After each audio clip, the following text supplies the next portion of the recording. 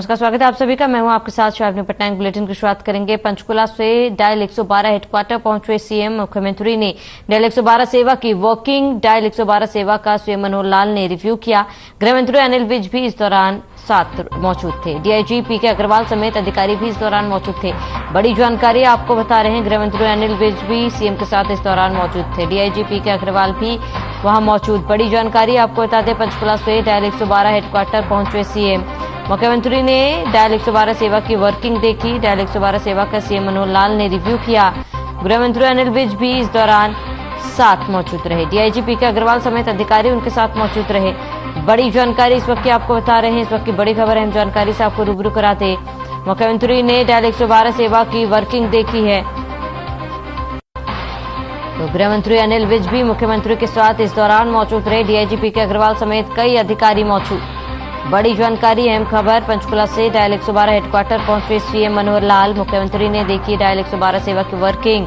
Dial 112 सेवा का CM Manohar Lal ने किया रिव्यू। तो गृह मंत्री अनिल विज भी इस दौरान साथ मौजूद रहे।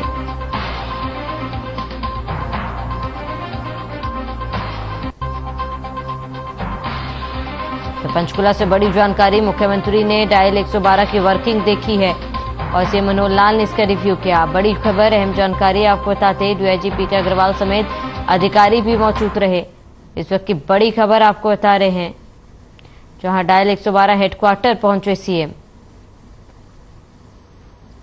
सीएम ने डायल 112 सेवा की वर्किंग देखी। इस वक्त की बड़ी खबर अहम जानकारी आपको बताते, गृह मंत्री अनिल विज भी इस दौरान साथ मौजूद रहे और 112 हेडक्वार्टर पहुंचे सीएम।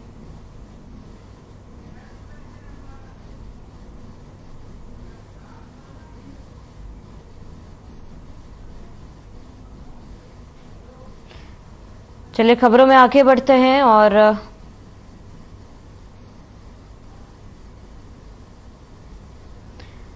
मनोहर लाल मुख्यमंत्री अपने मंत्रियों के साथ प्री बजट बैठक की। सीएम ने अपने सहयोगी मंत्रियों के साथ प्री बजट चर्चा की है। इस दौरान 2022 में बजट को लेकर की गई घोषणाओं पर भी मंत्रियों ने मंथन किया। बजट को लेकर मुख्यमंत्री ने कहा है कि हरियाणा सरकार आर्थिक सीमाओं को ध्यान में रखकर बजट ला रही है। बैठक के बाद मुख्यमंत्री मनोहर लाल ने पत्रकारों को बताया कि इस बार बजट में 6 मेडिकल कॉलेज के साथ नर्सिंग कॉलेज बनाने का प्रस्ताव रखा जाएगा और इसके अलावा कई और नई योजनाएं को शामिल किया जाएगा। सरकार के सभी मंत्रियों ने भी अपनी अपनी राय रखी है, जिसको बजट में शामिल किया जाएगा।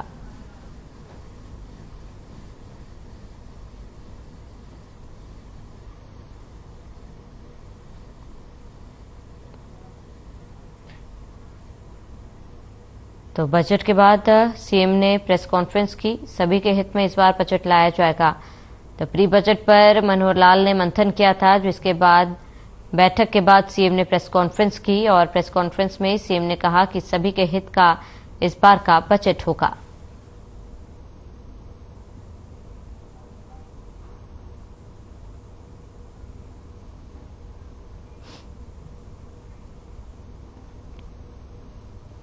तो सभी के हित में होगा बजट। और बजट के बाद सीएम मनोहर लाल ने प्रेस कॉन्फ्रेंस की और प्री बजट पर मनोहर का मंथन हुआ आज, जिसके बाद प्रेस कॉन्फ्रेंस कर कहा कि सभी के हित के लिए ही ये बजट किया जाएगा। 20 तारीख को हमारा सेशन शुरू होगा और उससे कुछ दिन पहले तक सब सुझाव हमारे पास आ जाएंगे। विधायकों से भी हमने सुझाव मांगे हैं। कल हमारी सांसदों के साथ भी बैठक है। अलग अलग जो स्टेक होल्डर्स हैं उनकी बैठकें भी इन अगले 4-5 दिनों में होंगी। और केंद्र का जो बजट आया है उस बजट में भी जो चीजें हरियाणा के नाते से हम ज्यादा वहां से लाभ ले सकते हैं, उसके बारे में भी आज हमने इनको बताया है। जैसे आरआरटीएस, उसमें लगभग 3600 करोड़ रुपया और रखा गया है। उसके अंदर मेजर पोर्शन हरियाणा का जो आता है, सराय काले खां से करनाल तक और फिर सराय काले खां से शाहजहांपुर तक, जो 2 आरआरटीएस की लेग्स हैं उसमें हरियाणा का बड़ा पोर्शन है, उसमें हम उसका लाभ उठाएंगे। ऐसे हर एक मेडिकल कॉलेज के साथ एक नर्सिंग कॉलेज हो, तो 6 मेडिकल कॉलेज हमारे जो नए बन रहे हैं, 6 नर्सिंग कॉलेजेस, उसका हम लाभ लेने वाले हैं। इसी प्रकार से वेस्ट टू वेल्थ के जो 500 नए संयंत्र लगेंगे, उसमें भी हमारे 7 संयंत्र चल रहे हैं, लेकिन इसको और ज्यादा बढ़ाने की आवश्यकता है, वो हम बढ़ाएंगे। तो जो केंद्र के बजट में घोषणाएं हुई हैं उसके बारे में सबके बारे में अवगत कराया है। डिपार्टमेंट्स को कहा है कि उसका ज़्यादा ज़्यादा लाभ उठाएं और एक अच्छा बजट कैसे लेकर के आएंगे उसकी प्लानिंग सब बन रही है। और जैसे ही बजट घोषित होगा, स्वाभाविक है 20 तारीख के बाद ही होगा, क्योंकि 20 को तो राज्यपाल अभिभाषण होगा और उसके 2-3 दिन के बाद जब भी बजट की घोषणा होनी होगी वो बीएससी की कमेटी वो तय करेगी कि किस दिन उसको घोषणा करनी है। उस दिन एक अच्छा बजट और गरीब के हित का बजट, जो वंचित है उनको वरीयता ये दी जाएगी। अंत्योदय के नाते से जैसे हमने बहुत सी योजनाएं पहले भी बना के घोषित की हैं, और भी कुछ आवश्यकता होगी तो नई योजना उसको घोषित करेंगे। हर वर्ग के लिए, हर विभाग में आगे बढ़ने के लिए, विशेष तौर पर जो कैपिटल एक्सपेंसेस हैं इसको कैसे बढ़ाया जाए, वो तभी होगा जब केंद्र से हम ज्यादा ज्यादा सहायता, जो कैपिटल जो प्रोजेक्ट्स हैं उनके हम ले सके, और फिर सर्विसेज, सेवाएं कितनी ज्यादा हम दे सके। बजट सत्र की शुरुआत होगी, राज्यपाल के अभिभाषण के साथ बजट शुरू किया जाएगा। और वहीं बैठक में पिछले साल की घोषणाओं का रिव्यू किया गया है आज, और सरकार की चल रही योजनाओं पर भी सुझाव लिए गए हैं। वेस्ट टू वेल्थ के संयंत्र लगाकर भी आगे सरकार बढ़ेगी, और गरीबों के लिए बजट हो, इस पर काम भी सरकार कर रही है।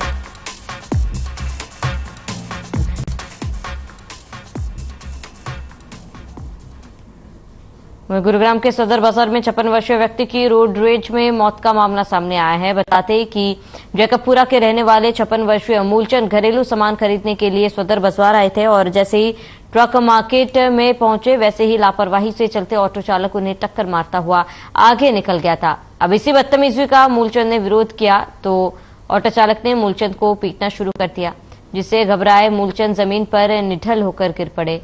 पुलिस की माने तो आनन फानन में शख्स को अस्पताल ले जाया गया, जहां इलाज के दौरान मूलचंद की मौत हो गई। और इस मामले में पुलिस ने परिजनों को शिकायत पर गैर इरादतन हत्या का मामला दर्ज कर आगे की कार्रवाई कर रही है। पुलिस ने कहा है कि रोड रेज का सीसीटीवी भी सामने आया है, जिसमें ऑटो चालक और शख्स के बीच कहासुनी और मारपीट होती देखी जा रही है।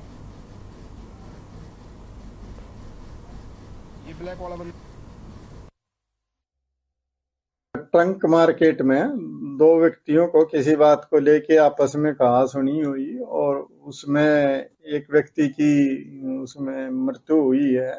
तो इसके संबंध में हमने सिटी पुलिस स्टेशन में 304 के तहत केस रजिस्टर कर लिया है, और उसका पोस्टमार्टम करवाया जा रहा है। डेड बॉडी का पोस्टमार्टम में जो भी कॉज ऑफ डेथ आएगा उसके हिसाब से आगे की कार्रवाई की।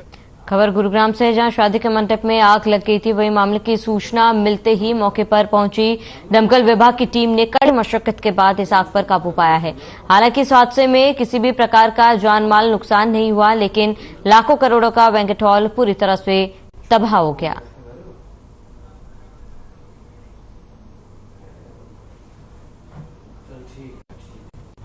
तो मशक्कत के बाद इस आग पर काबू पाया गया, और शादी के मंडप में भीषण आग लग गई थी, जहां सूचना मिलते ही दमकल की गाड़ियां मौके पर पहुंची और आग बुझाने में सफल रही।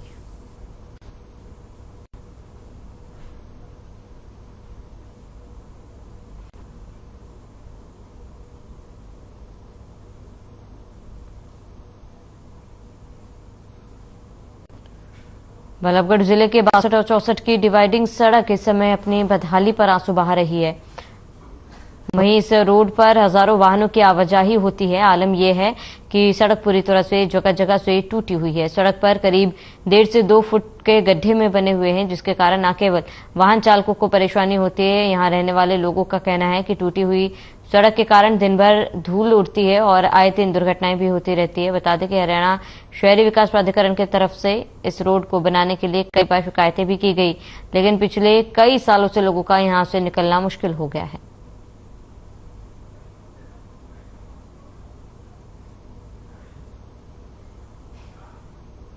रेत से बहुत बुरा हाल है। शाम को तो पॉल्यूशन इतना रहता है कि सांस लेने में दिक्कत होती है। जो ठीक ठाक आदमी है वो भी बीमार हो जाता है। गाड़ियां टकराती हैं, स्कूटर की गाड़ी की टक्कर होती है, तीसरे दिन एक्सीडेंट होता है। इधर ये मास्ट लाइट है, इधर पिछले मई के महीने लास्ट ईयर मई से खराब पड़ी है। जेई साहब को भी कई बार बोल चुके, कोई नहीं सुनता, न शासन प्रशासन बिजली बोर्ड कोई नहीं सुनता लाइट के लिए। कितनी दिक्कतें आती है? 4 साल से रोडें टूटी हुई हैं, आए दिन एक्सीडेंट होते रहते हैं गड्ढे के कारण।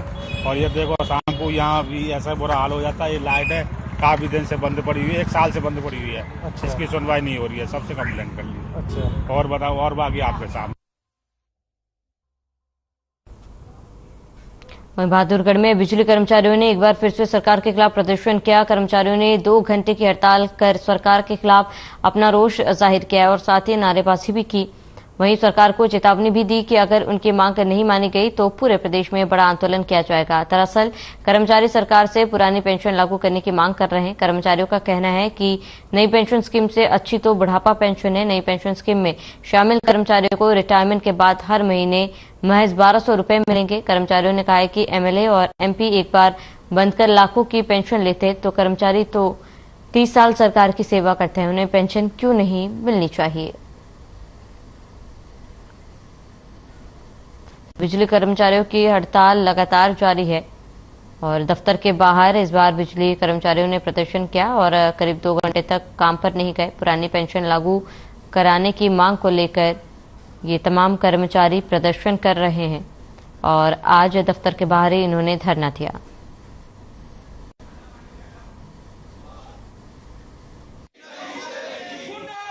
दो घंटे का प्रोग्राम है सेंट्रल काउंसिल के आह्वान पर, जिसमें हमारी मुख्य मांगे कच्चे कर्मचारियों को पक्का करना, पुरानी पेंशन बहाल करना, मेडिकल कैशलेस सुविधा देना, जोखिम भत्ता देना, ये हमारी कुछ अहम मांगे हैं जो कि हमारा 2 घंटे का प्रदर्शन चल रहा है। और जो आगे भी सेंट्रल काउंसिल का जो भी प्रोग्राम आएगा।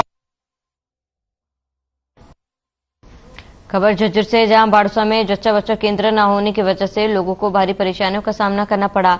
ग्रामीण लगातार पिछले 3 वर्षों से प्रशासन से गांव में जच्चा बच्चा केंद्र खोलने की मांग कर रहे हैं, लेकिन उन्हें केवल आश्वासन ही मिल रहा है। इसको लेकर ग्रामीण सीएमओ कार्यालय ज्ञापन देने पहुंचे। ग्रामीणों ने कहा है कि पिछले 3 वर्षों से बाड़सा गांव में जच्चा बच्चा केंद्र नहीं है, जबकि ग्रामीणों की पुरजोर मांग के बाद केवल वहां 3 कमरे बना दिए गए, लेकिन ना तो स्टाफ नियुक्त किया गया और ना ही डिलीवरी का कोई सामान पहुंचाया गया। साथ ही कोई भी मूलभूत सुविधा इन कमरों में नहीं दी गई है, जिस कारण इन कमरों का कोई लाभ नहीं ले रहा।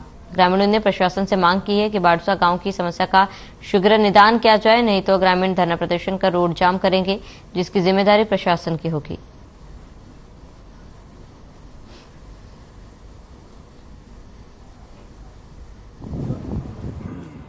वो कह रहा है उसका पूछिए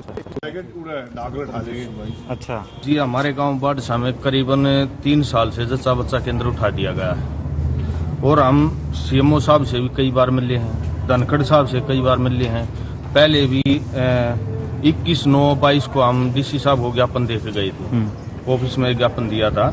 तो 29/9/22 को सीएमओ साहब ने हमारी परमिशन मान ली थी और वहाँ जच्चा बच्चा केंद्र खोलने के लिए कह दी थी। लेकिन अब सीएमओ साहब से हम कई बार मिले हैं तो सीएमओ साहब ने डॉक्टर विकास का नाम लिया, डॉक्टर विकास से मिलो। डॉक्टर विकास ये कह रहे हैं मेरे हाथ में कुछ भी नहीं है। अच्छा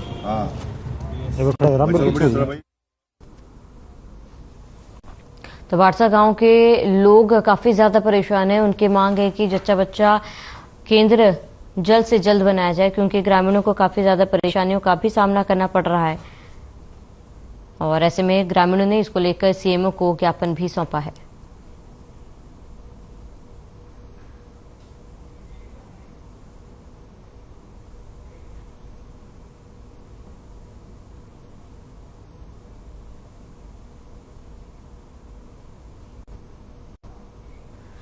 चलिए यहां रुकेंगे एक छोटे से ब्रेक के लिए, जल्द हाजिर होंगे। 1 मिनट।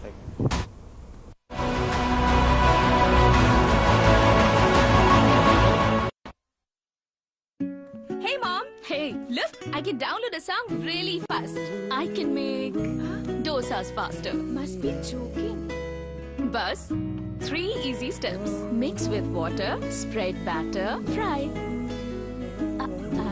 गाना डाउनलोड हुआ? नहीं, पर तब तक मैं इडली बनाती हूँ। हमने बनाया किड्स से। मेरे जैसा कोई दूसरा? चुलबुलापन जिसकी हर बात में घुल जाए, जिंदगी में रंग भर दे। मेरी जैसी मेरी अपनी पताका चाय, गजब का स्वाद। देखें कौन नया खिलाड़ी आया है। समझा देते हैं, यार समझेंगे। ये तो अपनी जुबान है। जुबान एक हो तो दिल भी एक होने चाहिए। विमल बोलो जुबान केसरी। पंजाब है जसप्रीत का ठिकाना, मुंबई है आदर्श का आशियाना, केरल का गोविंदन निवासी, कोलकाता में जन्मे है काशी। हर हिंदुस्तानी की शान, ARB इयररिंग्स जोड़े सारा Hindustan. Hey mom, hey, look, I can download a song really fast. I can make dosas faster. Must be joking. Bus, 3 easy steps. Mix with water, spread batter, fry. गाना डाउनलोड हुआ? नहीं, पर तब तक मैं इडली बनाती हूँ। हमने बनाया किड्स से। पंजाब है जसप्रीत का ठिकाना, मुंबई है आदर्श का आशियाना, केरल का गोविंदन निवासी, कोलकाता में जन्मे है काशी। हर हिंदुस्तानी की शान, ARB इयररिंग्स जोड़े सारा हिंदुस्तान।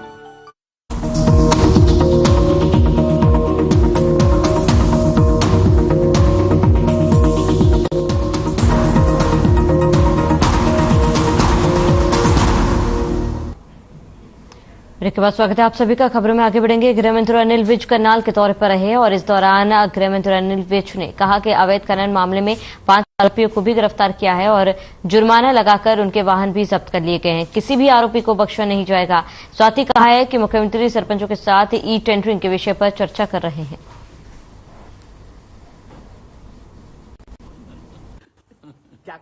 नहीं, बिल्कुल हम सख्ती से कर रहे हैं और ये जैसा अभी पीछे नू में हुआ था आपने देखा, मैंने कितनी सख्ती करी उसकी, सारी करी है।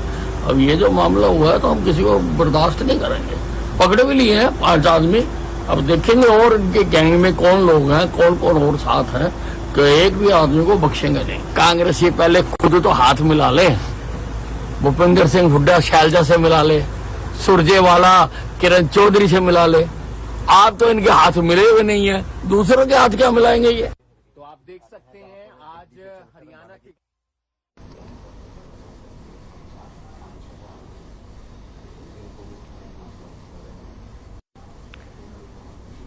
प्रधानमंत्री नरेंद्र मोदी ने एशिया की सबसे बड़ी हेलीकॉप्टर फैक्ट्री देश को समर्पित की है। इस पर हरियाणा के गृह मंत्री अनिल विज ने कहा है कि मोदी जी के राज में देश में विकास को पंख लग गए हैं और नए विकल्प देश के लिए तैयार किए जा रहे हैं। इसके साथ ही अनिल विज ने कांग्रेस नेता जयराम रमेश के बयान पर निशाना साधा और कहा है कि कांग्रेस ने अगर कुछ कहना है तो वो लोकसभा में आकर कहें, लेकिन कांग्रेस का प्रजातंत्र में विश्वास न होकर भीड़तंत्र में विश्वास है। अंबाला गृह मंत्री ने बड़ा बयान दिया। कांग्रेस नेता पर उन्होंने निशाना साधा और कांग्रेस को उन्होंने भीड़तंत्र का हिस्सा बताया।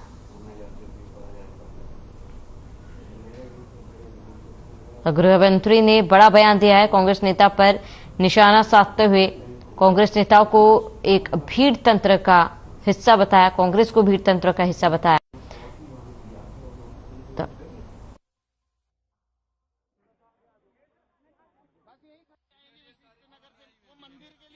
देश के विकास को पंख लग गए और नित नए विकल्प देश के लिए तैयार किए जा रहे हैं। उसी श्रृंखला में ये हेलीकॉप्टर कंपनी भी देश को समर्पित की गई है।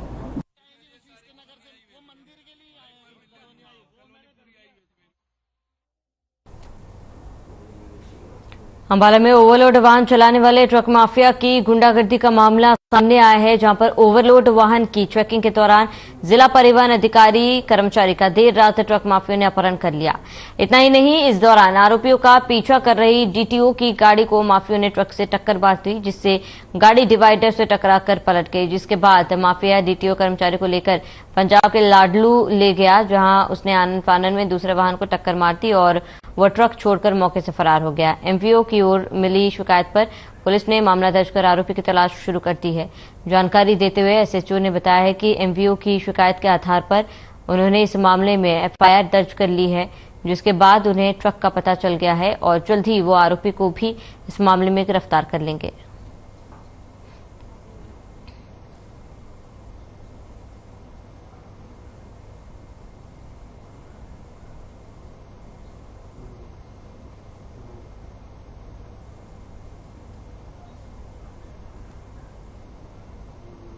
देखिए बिल्कुल कल हमें एमयू है अम्बाला विजय जोशी, उनसे रिटर्न कंप्लेंट हमें रिसीव हुई थी कि वो जब चेकिंग कर रहे थे तो एक ओवरलोड व्हीकल ने रुकवाया, तो उसमें अपने कर्मचारी रूप सिंह को बैठा दिया था वेट कराने के लिए गाड़ी का।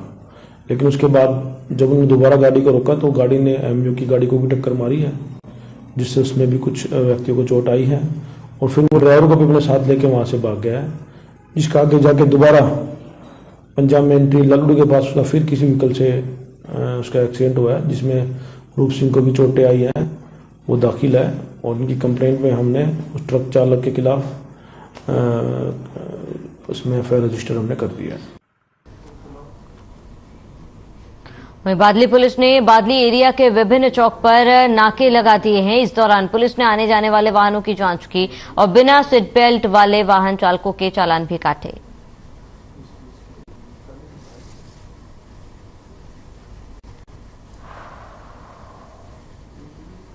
बादली पुलिस ने रोक लगाई है, जगह जगह पर नाके दिए जहां पर आने जाने वाले वाहनों की जांच की जा रही है। जो वाहन सीट बेल्ट नहीं लगा रहे हैं उनके खिलाफ भी कार्रवाई की जा रही है।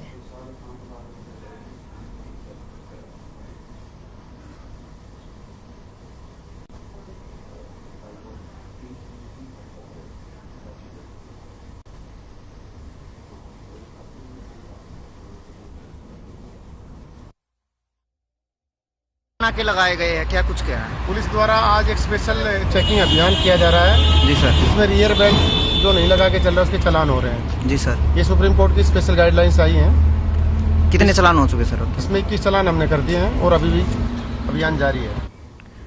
खबर अम्बाला से है। सेना में तैनात नायक अनीश कुमार सिंह ने होटल के कमरे में फांसी लगाकर आत्महत्या कर ली है। सेना का यह नायक केरला का निवासी बताया जा रहा है। वे 1 फरवरी से इस होटल में ठहरा हुआ था। होटल मालिक ने कमरा बंद होने के चलते दरवाजा खटखटाने पर अंदर से आवाज न आने पर अनहोनी का शक होने पर पुलिस को इसकी सूचना दी गई। सेना व पुलिस अधिकारी जब मौके पर पहुंचे और दरवाजा खोलने पर फौजी का शव बाथरूम के ग्रिल से लटका मिला। सेना अधिकारियों की मौजूदगी में पड़ाव पुलिस ने मृतक का शव पोस्टमार्टम के लिए नागरिक अस्पताल भेजा गया। होटल मालिक ने बताया है कि अनीश कुमार सिंह ने कमरा बुक करवाने के समय उन्हें बताया था कि उन्हें 2 दिन के लिए होटल में रुकना है और 2 दिन बाद उसकी केरला के लिए फ्लाइट है। 2 दिन बाद उन्होंने कमरे की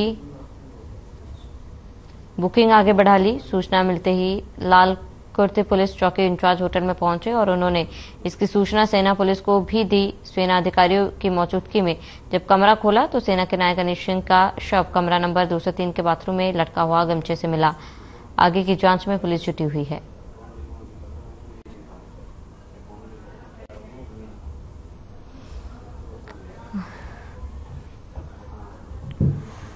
तो उन्होंने कहा था जी हमारी फ्लाइट है 2 दिन बाद की केरला की। तो उन्होंने कहा जी ठीक है, कोई बात नहीं, पर उन्होंने कहा जी 2 दिन और रुकना है। उसके बाद उन्होंने 2 दिन का स्टैंड कराया। फिर उन्होंने कहा जी आज सुबह चेकआउट करना था। उन्होंने आज सुबह चेकआउट नहीं करा। उन्होंने मतलब आज सुबह करना था, तो सुबह मैं गया आज पुलिस वालों के पास दोपहर को, तो वो आए, उन्होंने गेट तोड़ा। गेट तोड़ के उन्होंने देखा कि वो क्या कहते हैं बाथरूम में जो रोशनदान होता है उससे हैंग कर गए थे और उन्होंने सुसाइड कर लिया। सूचना मिली थी गगन होटल में एक फौजी ठहर रहा था और 1 तारीख से ठहर रहा था ये, और आज सवेरे जब वो दरवाजा नहीं खोल रहा तो होटल वालों ने पुलिस चौकी में इंटीमेशन दी।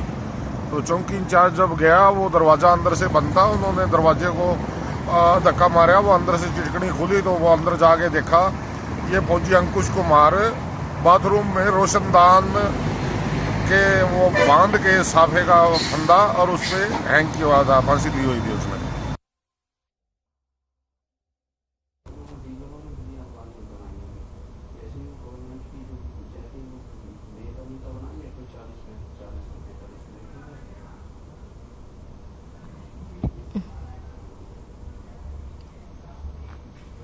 अंबाला कैंट में एचएसईबी हरियाणा वर्कर्स यूनियन के आह्वान पर बिजली कर्मियों ने सरकार के खिलाफ विरोध प्रदर्शन किया और केंद्र सरकार के खिलाफ जमकर नारेबाजी की। इस दौरान यूनियन के सचिव सतवीर सिंह देसवाल ने सरकार से मांग करते हुए कहा है कि सरकार पुरानी पेंशन को लागू करे, कौशल रोजगार योजना को भंग करे और कच्चे कर्मचारियों को पक्का करे, साथ ही कैशलेस स्कीम को लागू करे। अगर सरकार उनकी मांगे नहीं मानती है तो फिर बिजली कर्मियों का सीधा टकराव सरकार से होगा।